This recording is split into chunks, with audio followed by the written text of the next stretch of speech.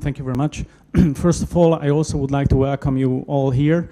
My name is Csaba Vaszkó. I work for Worldwide Fund, and I would like to thank very much the organizers for giving me the opportunity, which is WBF partly, for giving me the opportunity to speak here today. I would like to give you a brief. I would like to give you a brief overview of a demonstration project that was designed to test nature and business type of solutions to generate new income streams for local communities and other businesses to support better nature resource management and to reduce vulnerability to climate change. What I would like to, I don't present to conservationists, so in the beginning I would like to stress and highlight that the objective of this project was not only biodiversity conservation. So this is not a pure biodiversity conservation project. It never wanted to be, and this is and this is by far not. Is it okay? I know. Okay, and this is not a research. It's okay like this. Okay, and this is not a research project either on invasives. So our aim from the beginning deliberately was to identify, create, and test practical examples of market-based mechanisms that can generate new income streams while contribute to biodiversity conservation.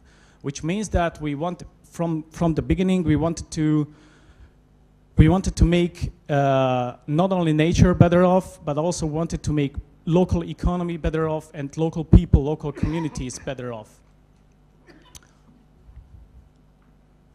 I'm sure, or I suppose that you have already received an appetizer of the Hungarian landscapes and the Hungarian biodiversity. So I'm not going to details. I just would like to place the project place the spot on the map.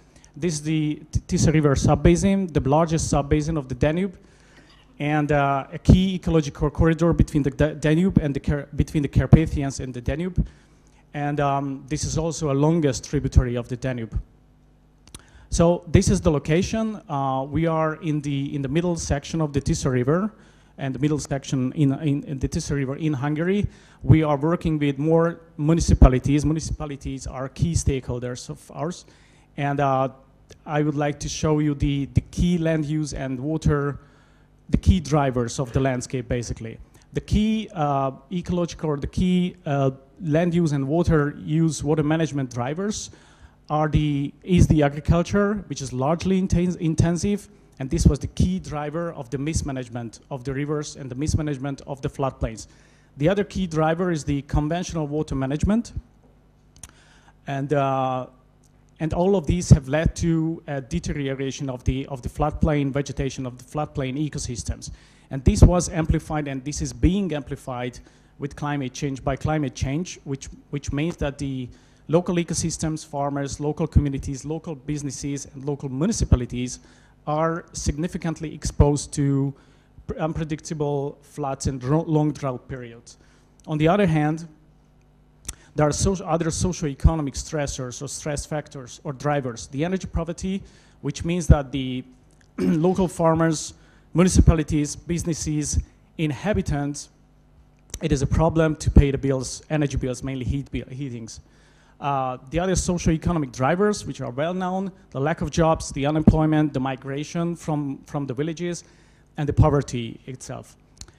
There are also visible shrinking income sources for the communities. That's why people are migrating from these villages. And there's a very visible symptom of all these problems on the ground, which is related to conservation, and this is the very rapid expansion of invasive species. And I know that I have to tell you that this project is focusing on one particular invasive species, which is the Amorpha fruticosa. So why does invasives matter for business, nature, and communities?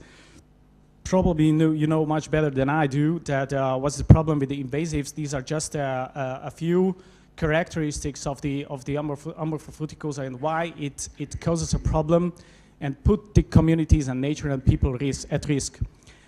It causes habitat fragmentation and biodiversity loss. It contributes to the vanishing livelihoods. It makes it more difficult to keep them alive. It has contributed to the reduced flood capacity, because it is increasing the hydraulic roughness between the in the floodplain between the dikes, and it is also increasing the land management cost for the farmers, because they have to eradicate it from time to time. And it's scalable. It's very important because according to our assessment, the 30% of the floodplain, 30% of the floodplain is covered, partly or entirely with invasive shrubs, with this particular invasive species. You are going to watch a short project movie.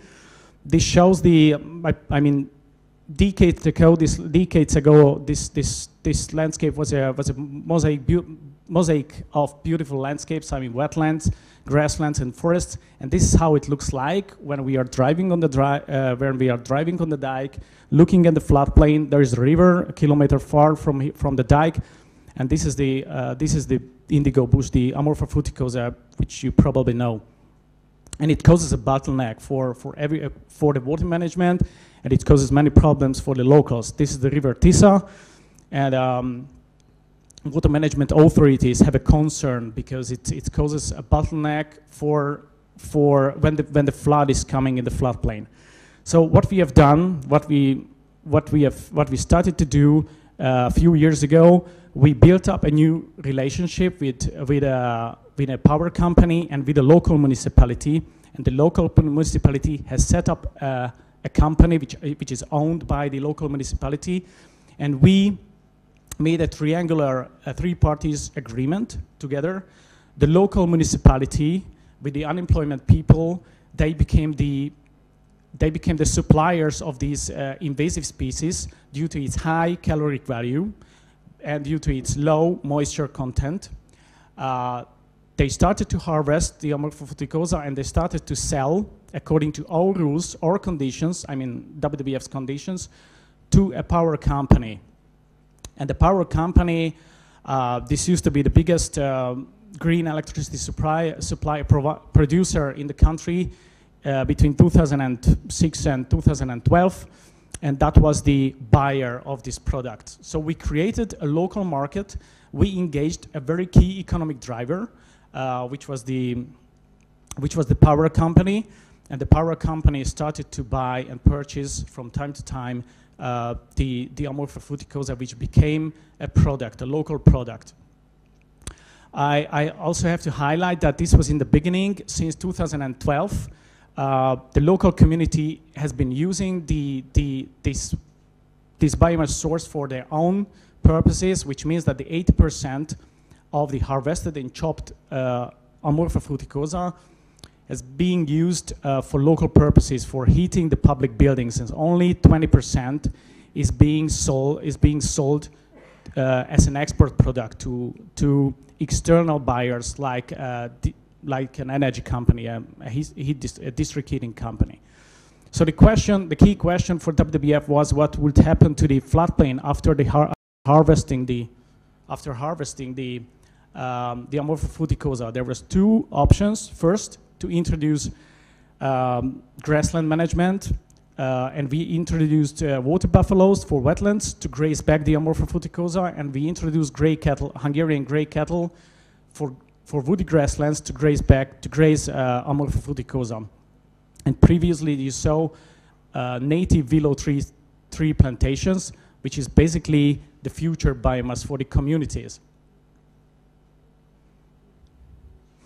So there were many stakeholders in the beginning that we had to engage and we had to put together. So we tried to identify and assess the different stakeholders, and we tried to find their different interests, and we wanted to find the shared value of these stakeholders. So first,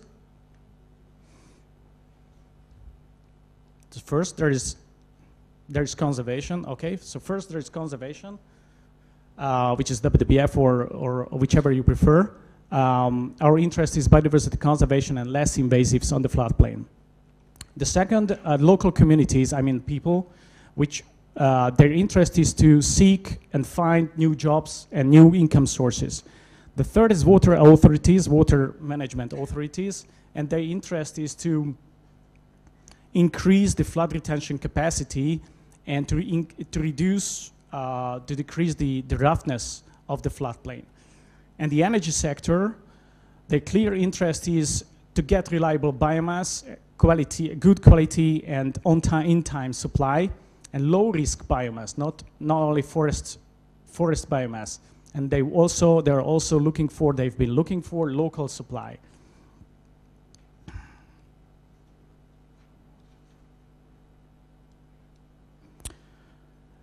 And the two other stakeholders that we have engaged is the municipalities, a key stakeholder. They're looking for cheap energy supply to replace expensive natural gas. They're looking for new opportunities to create new jobs and maintain jobs. And they're looking for new income sources, and they also would like very nice environment around that. And the farmers, they are looking for additional income sources and lower land use costs, lower land management costs. And if you put this puzzle together, then everything is nice and green. So what we have done on the ground, first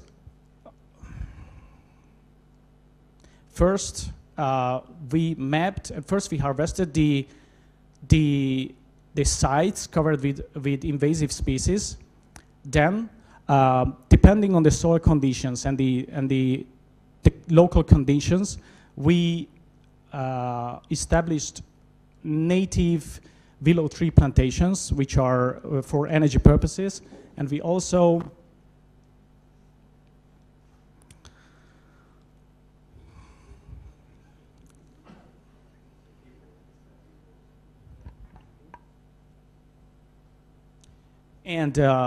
depending on the local conditions, we introduced basically site-specific floodplain management, which is grassland management, grazing with water buffaloes, gray cattle, and we also introduced Eurasian beavers, just to diversify the landscape in the floodplain.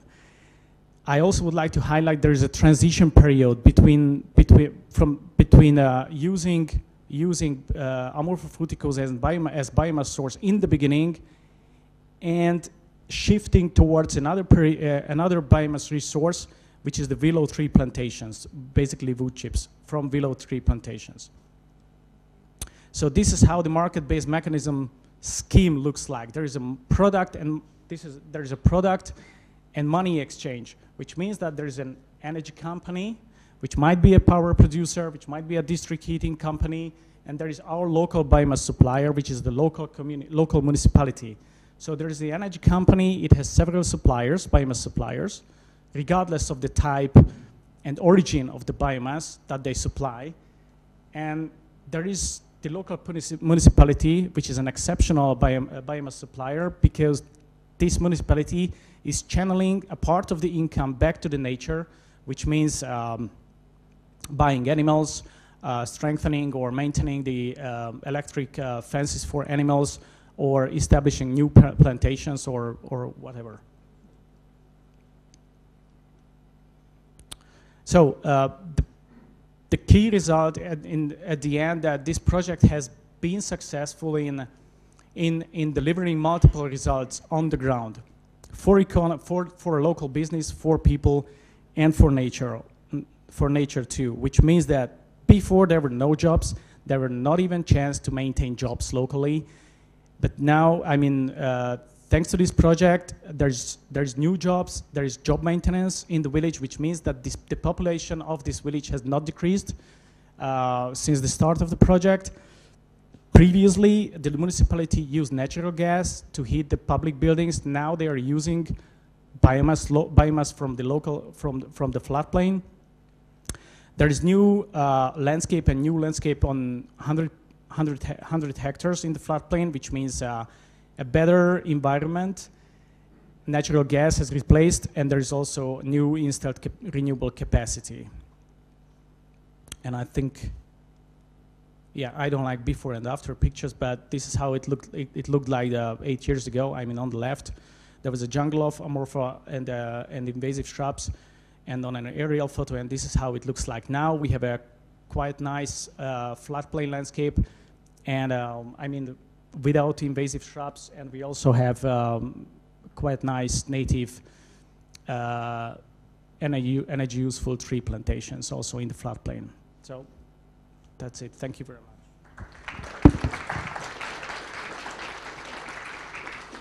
Thank you for presenting this nice project, and congratulations to this successful project.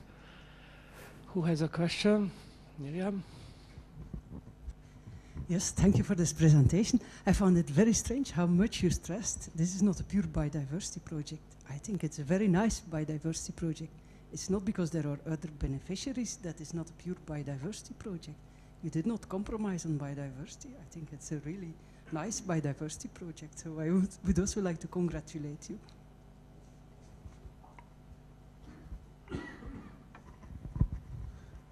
You also said that the water authority is in favor of this project. Do they also cooperate in your work in any way?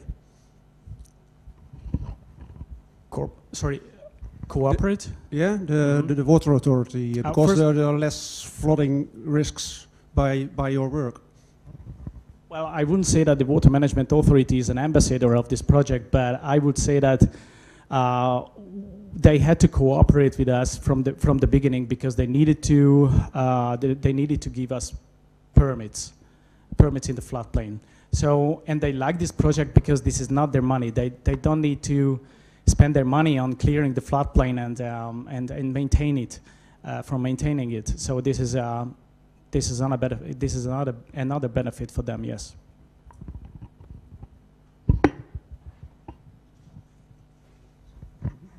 Two short questions, please. How long it took to get away the amorpha by grazing? I mean, to be sure that, okay, amorpha is gone just by grazing after you cut it. Okay, and then the second question would be if you were thinking to remove the roots of amorpha too, or it wasn't necessary, it was enough just to use cattle for grazing. First, thank you very much for the questions. First, it takes 2 or 3 years after the first harvest. It takes 2 or 3 years for the animals to graze it back, and but they always graze it. So I mean every year, but those are only very young amorpha shoots. And the second question is that we removed the roots for the parts of the floodplain where we established energy useful tree plantations. We removed the roots from there, but we didn't remove the roots from the other part of the floodplains. That's the job of the animals, not our job. Thank you again. And today's last lecture